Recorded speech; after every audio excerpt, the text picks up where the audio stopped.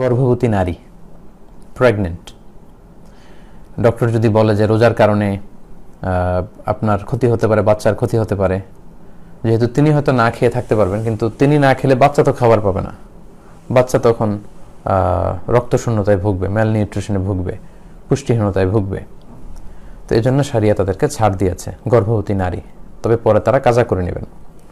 পাশাপাশি আল মুরদিয়া মানে breast feeding mother, যে মায়েরা দুধ খাওয়াচ্ছে বাচ্চাদেরকে, কারণ মায়েদের বুকে দুধ হয়, তারা সারাদিন যেটা খান সেটার পুষ্টি থেকে তাদের ব্রেস্টে দুধ আসে।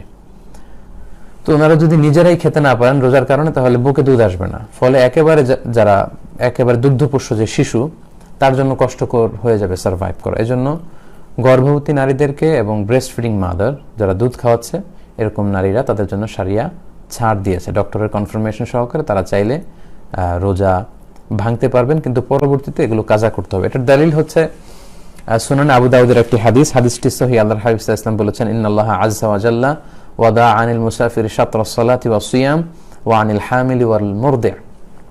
যারা সফর করে তাদের সালাতকে অর্ধেক করে দেওয়া হয়েছে, মানে তারা কসর পড়তে পারবে, এবং তাদের জন্য সিয়ামের ফ্লেক্সিবিলিটি দেওয়া হয়েছে। পাশাপাশি গর্ভবতী নারী এবং দুধ খাওয়াচ্ছে এমন নারীদেরকে শরিয়া ফ্লেক্সিবিলিটি দিয়েছে। আল্লাহ তাদের থেকে সিয়ামের বিধানকে লাঘব করে দিয়েছে বা নামিয়ে নিয়েছে, ফলে তারা রোজা ভাঙতে পারবে এবং পরবর্তীতে এগুলোর কাজা করে নিলেই হবে। কতগুলো রোজা ভাঙলো, জাস্ট এগুলো কাজা করে নিলে হবে ইনশাআল্লাহ।